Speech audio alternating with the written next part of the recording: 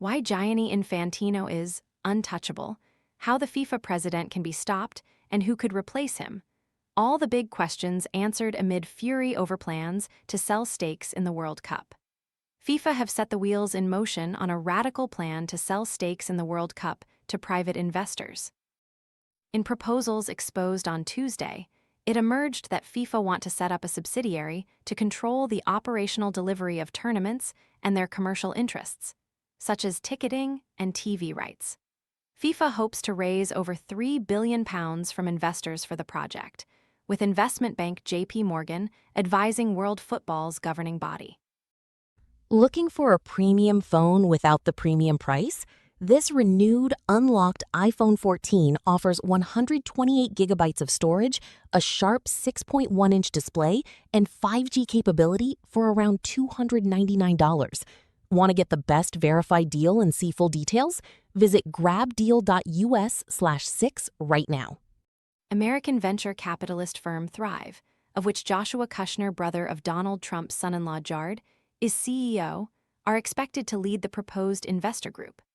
Despite FIFA maintaining that outside investors will not play any operational role, there are grave concerns that investor interest will increase the frequency of tournaments, such as the Club World Cup and World Cup, to help maximize the return on investment.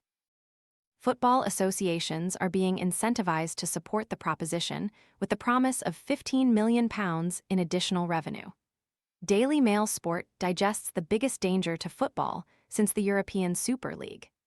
FIFA president Gianni Infantino has set the wheels in motion over a racial plan to sell stakes in the World Cup to private investors in a highly controversial move. FIFA's voting system of one association, one vote means that each national association, regardless of size or standing in the game, gets one vote on FIFA policy and presidency. Therefore, the English FA has the same influence as Botswana's FA, despite the African nation having never qualified for a World Cup. It allows Infantino to lobby and curry favor with smaller nations by promising increased funding and expanded tournaments. His masterplan is to increase the 2030 World Cup to 64 teams, meaning 30% of FIFA nations would be present at the tournament. More teams, more matches, more revenue. That promise is too transformational for smaller nations to turn down. The FA, whose turnover is over $500 million per year, can perhaps afford to take the moral high ground. Infantino has tactically created a block vote of those who need the money, particularly nations from the African Federation, to support and protect his presidency, giving him a free pass. Then there are the likes of San Marino and Curacao, where an extra £15 in revenue generated by these new plans offers unprecedented funding for football projects. At this summer's expanded World Cup, Curacao earned £7.05, while Cape Verde banked £9. It's plain to see the appeal of a lucrative 64-team tournament to minor nations. Earlier this year, the South American, African, and Asian confederations said they would back Infantino for another 4 years as FIFA president. Those three associations represent 111 countries, with Infantino needing the support of 106 to win another term. Unless they withdraw their support, he has already won. UEFA, the Asian Football Confederation, AFC, and CONMEBOL have all voiced organizational concerns about the project and the lack of consultation, but it is down to each nation to set their respective stance. Infantino is backed by a large number of smaller nations who benefit from FIFA's funding. Curacao were among those to benefit from Infantino's expansion of the World Cup to 48 teams. UEFA are set for crisis talks on Thursday as they attempt to get all 55 UEFA nations pulling in the same direction. However, that effort has already hit a roadblock, with the president of the Czech FA, David Trunda, backing Infantino's plans. Even if the talks build consensus, UEFA would still be 51 associations short of blocking Infantino's plan, and that is assuming all UEFA nations agree to vote it down, which already looks unlikely. CONCACAF and the AFC have already voiced their concerns, but their member nations are much more susceptible to accepting FIFA's cash incentives. UEFA could pressure FIFA by threatening to withdraw from the next World Cup, but that would require unprecedented collaboration. Even then, It could be seen as an empty threat with the next tournament 4 years away, although it could still scupper the upcoming broadcast tender process. However, the Women's World Cup is just around the corner, and any threat to derail it would have to be taken more seriously. That will surely be on Thursday's agenda. But those decisions are down to each nation. UEFA can only act as a broker, facilitating talks in the hope of mobilizing associations behind the same course of action.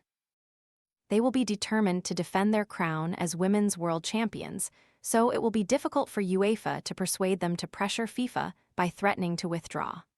The dissent is encouraging, but stopping Infantino presents an almighty challenge. Next year's Women's World Cup would be the next realistic event if nations were to threaten a boycott. UEFA's two damning statements aimed at Infantino are the latest flashpoint in an increasingly turbulent relationship between European football's governing body and FIFA. Reflecting on the plans, UEFA said FIFA have crossed a line. It is the second time they have aimed that phrase at FIFA this summer. Tensions between UEFA President Alexander Ceferin and Infantino have been public since FIFA unveiled plans to expand the Club World Cup, stretching an already congested calendar and threatening the commercial dominance of the Champions League.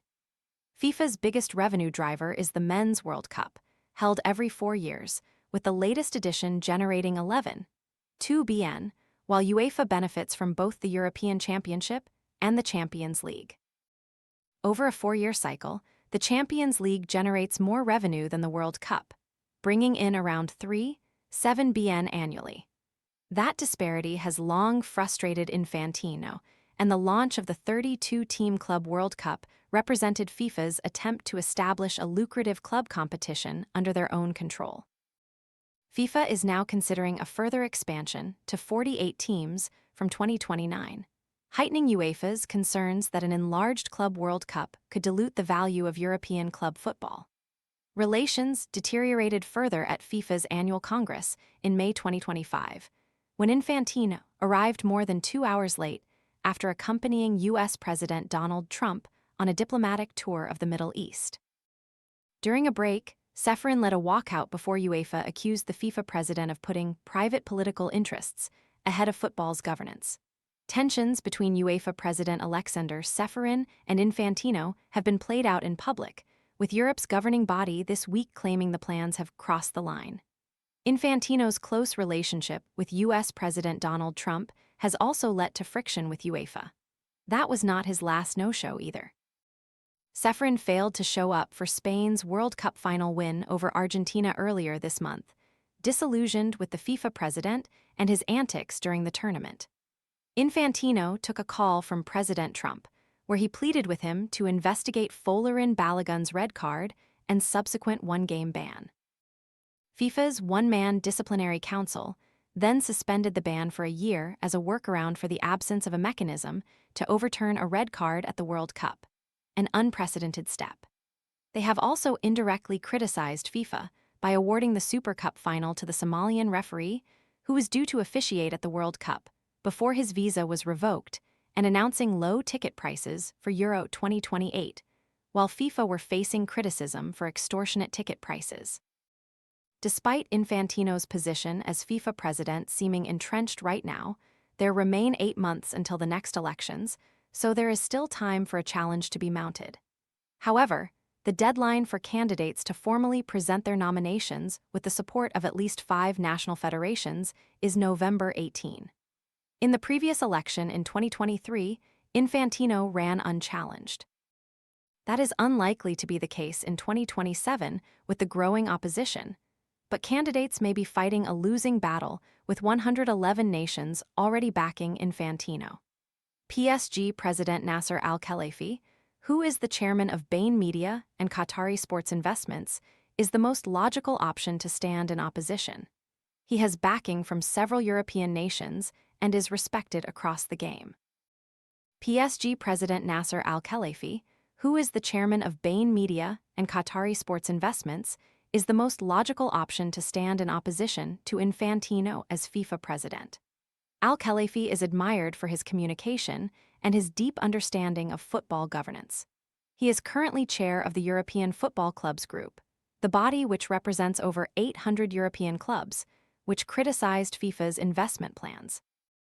The Qatari is a member of UEFA's executive committee, making him the first Asian to hold a UEFA position, which could help him to win support from 2 continents. It has also been reported that Dariusz Mioduski, the Polish owner and president of Legia Warsaw, may be a potential rival to Infantino.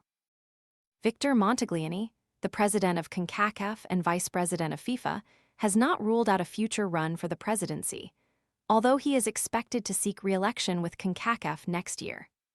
Meanwhile, president of the German Football Association, Bernd Neuendorf, declined to endorse Infantino's renomination, while La Liga chair Javier Tebas has called for Infantino to step down.